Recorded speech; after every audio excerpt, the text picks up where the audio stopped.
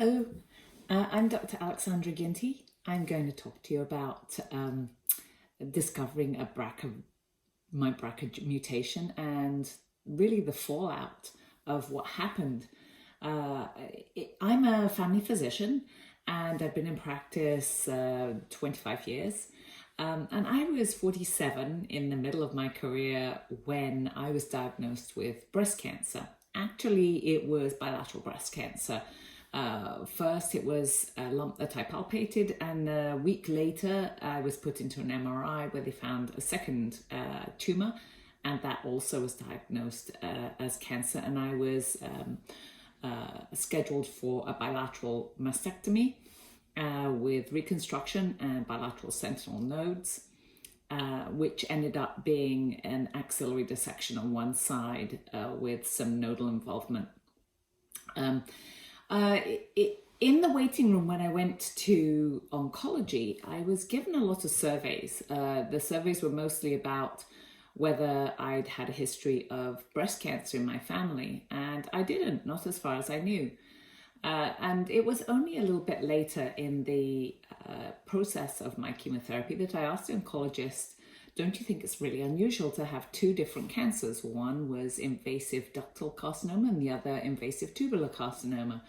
And he says, yes, actually you do qualify for genetic counseling.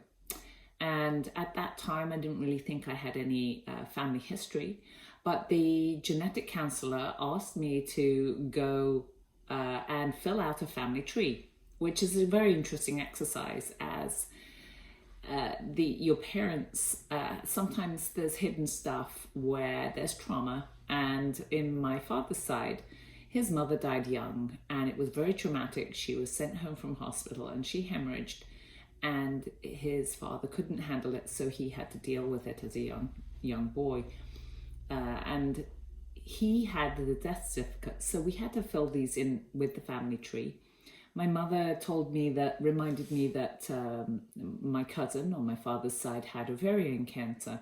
So when we pulled up the death certificate of my father's mother, who had died young, it was actually inoperable ovarian cancer that she was diagnosed with.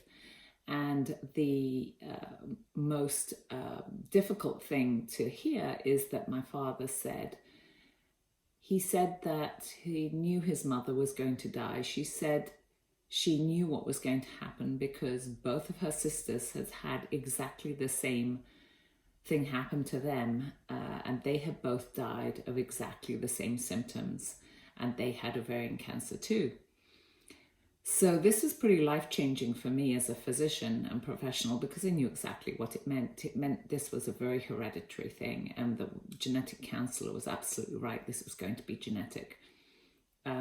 I was advised to have my ovaries removed, which of course involved the tubes, but the oncologist asked to have a full hysterectomy because of some of the aromatase inhibitor effects on the uterus afterwards. So that went ahead, and I had all of that done 6 weeks after my last chemotherapy, as well as being put on aromatase inhibitors, which is a pretty drastic level of estrogen drop, before I went back to work 6 weeks later.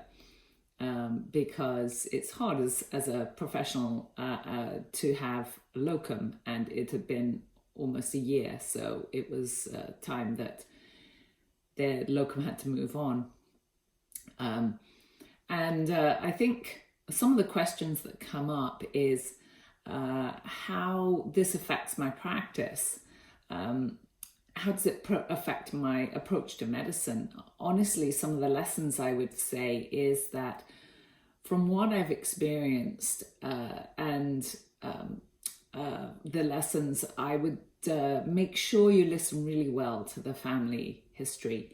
Think of some of the possibilities of cancers that are linked together, like with the BRCA, where you've got the breast and the ovarian in a BRCA1, and in the BRCA2, where you might have a pancreas and melanoma, and a prostate in particular, which my uncle died of of prostate cancer, and which makes sense in the end.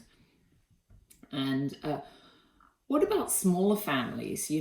That's the other thing, is what about smaller families, or perhaps what sounds like it might be connected, but the relatives were not tested? What do you advise the patient? Well, I think really what you need to also think of is, where can you refer these people that aren't eligible for the government-funded genetic counselling, that is much easier to understand when you've got a large family and you see a pattern. It needs to be evidence-based, and it needs to be reliable, with a genetic counsellor who can not just tell you what gene abnormalities and mutations you have, but also how they appear in the family, and how much that relates to the affected genetic mutation. Because after all, you are going to act upon this with preventative surgery. And that brings me to the other thing that is sometimes asked: what's it like when you're diagnosed with a BRCA mutation? I think on the positive side, some people have a clear family history noted with presentation of cancer running through the family, and they may have a negative test, and we don't know if those people are negative for a mutation or negative because we haven't yet found that mutation, that abnormality. So in some ways, being diagnosed with a BRCA, at least you do know the links to it and what you can do in terms of preventative surgery. And now with nipple-sparing mastectomies, you certainly can have really good results with mastectomies. I'd say the sad thing is looking at early oophorectomy. Certainly it's advised to be 35 in a BRCA1 patient, which, when you think about it, can be any one of you still in residency, or just out of residency, when it's difficult to organize and have a family before that. So I think it really puts the time clock on young people that's very difficult to deal with. I'd say the other thing is that you can cancel patients if they're BRCA positive to that they can have genetic selection in vitro should they choose, and they can also have they can opt out their children selectively not a BRCA positive. Whether this is a choice that you want is certainly something they can make, but at least it's something they can offer people. If you're BRCA negative in a family of BRCA positive, like my sister and certainly my daughter, who is in medical school in Ontario as well, and there is a survivor guilt sometimes, where why did the person have to suffer so much and yet I don't? So there's a tears of relief, but also there's a guilt of being negative. So it's not without its just plain relief. I think that you go through it as a family, united. In terms of insurance, I think that's been better dealt with nowadays. So I hope this has given you some insight, and I hope that you have learned something. I do want you to be the physicians of the future and to find more of these mutations. We're only finding probably 50%, and we need to increase that.